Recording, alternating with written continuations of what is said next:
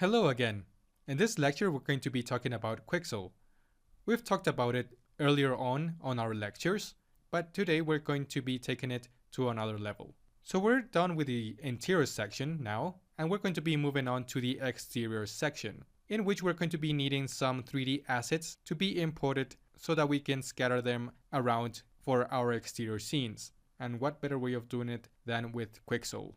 Quixel Megascans has more than 16,000 3D assets ready to use. However, we do have to pay a monthly subscription, but in my opinion, it's totally worth it because it can save us a lot of time. You don't really have to download Quixel or subscribe to it if you don't want to for this course.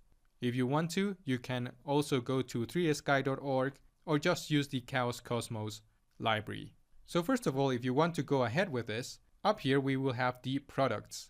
So if we go down here to Megascans and browse the Megascans library, you can see that we have more than 16,900 assets. So we do not only have 3D models, but also textures, in which Quixel likes to call them surfaces. So let's go into surfaces, and as you can see here at the categories, and we've seen this before, there's a bunch of textures all ready to use, and they are really high quality. So I do recommend using Quixel.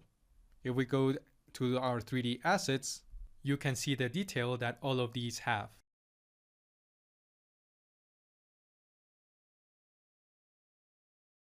So in order to use Quixel, you obviously have to go over here to subscribe, and you have to create an account. And obviously right now we're only going to be using the personal option. If you are an Unreal Engine user, the Quixel assets are actually free for you. But as we are using 3ds Max, we're going to be having to go for this one right here. Again, it's not necessary to do this, but I'm going to show you how powerful Quixel can be for us. Once you go ahead with this, we will have to go here to products, and we're going to be downloading the Bridge plugin. So the Bridge plugin actually lets us import all of the assets from Quixel to 3ds Max in just one click. In the other hand, Mixer is for creating our own textures. But for now, let's just stick with the Bridge. So let's go ahead and click on it. And in here, you will have to download Bridge. And it's pretty straightforward. You only have to follow the instructions once you hit this download option. Okay, once you downloaded the Quixel Bridge, you should have an extra option up here, which is called the Megascans. Now we suggest you to have a 2022 version of 3ds Max, as for now, July 2022, Quixel Megascans does not support Autodesk 3ds Max 2023. I actually had to go a step further in order to make the Quixel application work with this version. So by the time that you're watching this course, you might not have the same problem. But again, preferably just stick to 3ds Max 2022 for now. Without further ado, let's just open Quixel Bridge. Okay, so here we are. First of all, I'm going to import a 3D model for my grass. So let's go to 3D plants at our left side, and you can see how well this is organized. I'm going to go to grass, and I'll be downloading this grass clumps. So let's just click on it once. We're not going to be actually clicking on this arrow just yet, because we need to make sure that we're actually downloading the correct textures that we need. For this, we're going to be going down here and into download settings. On our textures, make sure that you have these checked on, as sometimes, for example, the opacity maps are going to be turned off. So it's very important for you to have the opacity maps for the 3D plants, as they're going to be looking very funny if you don't have these on. Okay, so we're going to be making sure that you have the exact same textures checked as I have. Now this is for the textures, and now let's go for the models. So in here we see the LODs. This is just telling us the level of detail that we're going to be downloading. An LOD of 0 will actually have a higher polygon count. Therefore, it's going to be of higher quality. While an LOD of 8 will have a lower polygon count. However, it's not much difference between an LOD of 0 and an LOD of 8 once you start rendering, but we're going to be staying with the higher quality. So you can actually uncheck all of these and just leave it as an LOD of 0. However, I'm going to leave mine as it is. So this is actually our download settings and not our export settings, right? So what you see here is what you're actually going to be downloading to your PC. And the file path in which this is going to be downloaded is whichever you decided when you were installing the Quixel bridge. So once we download it to our PC, then we will be able to export it directly to 3ds Max with just one click. And we can actually do this all from Quixel Bridge, which is a plus. Okay, so now let's go back. And now let's change this from download settings to export settings. In here, our export target, you have to make sure that we have it as 3ds Max. Let's go to textures. So for instance, if I'm downloading surfaces, or if you like to call them textures, we have to make sure that we are actually downloading all of the maps that we've been working with 3ds Max. So make sure that you have checked the maps that I also have checked. Now let's go into 3D plants, and it's just the usual maps that we've been using so far.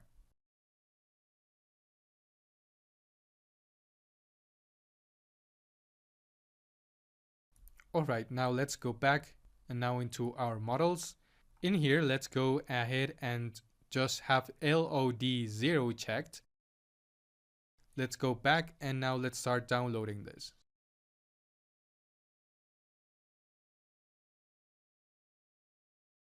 Once we downloaded this, we only have to click on export and we're going to be getting a ready to use 3D model on our 3ds Max. So make sure to have your 3ds Max opened and let's go ahead and click on export.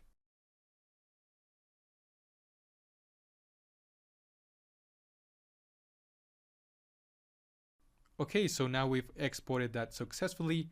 Let's go back to our 3ds Max and check this out. And as you can see, we actually get multiple versions of the same 3D assets. So how good is that? Okay, now let's just put some light into this scene and render it to see how this looks. So let's go into the bulb icon, go into Corona, and now Corona Sun. Let's go ahead and start an interactive render. Let's go into our scene and start interactive. Let's actually lower our sun's intensity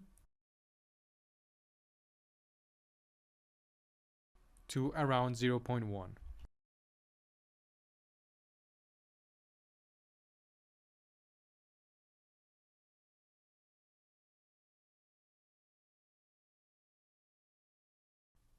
Okay, so you can see how easy this is.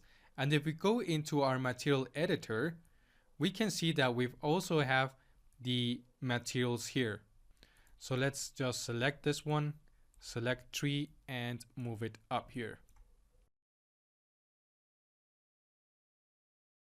Okay, now let's go ahead and create a box and put a material from our Quixel bridge to this geometry. So let's go ahead into our bridge, and now instead of 3D assets, we're going to go all the way down here to surfaces. Now let's go to asphalt, and if you have already downloaded an asset, you will not have this arrow icon, but you will have this positive icon just to export it right away. So let's just export it. And now let's go to our 3ds Max, and if you have your geometry selected, it's going to be applied directly to your selected geometry. So keep that in mind, as sometimes we have a geometry that we don't really want to apply the material that we're importing, and we're going to have it to apply the correct material again. It happens, so be careful with that. Let's go into our material editor now, and down here we will have our asphalt texture now. Let's right click, select and select tree, and now let's move it all the way down here. As you can see, we have the Corona mix, but in some cases, instead of our Corona mix, we will directly have a Corona triplanar. So let me just bring it, and I'm going to just link it to our X value. We're going to be having something like this. So yes, in some cases it's going to be fine, but if we have unwrapped our geometry and added our own UVW mapping, this Corona triplanar, instead of helping us, it's going to ruin our mapping. So be careful that when you import a surface, this surface, it's not going to have this Corona triplanar component linked unless, of course, you want it to. Alright everyone, so this is it for this lecture. I'll see you in the next one.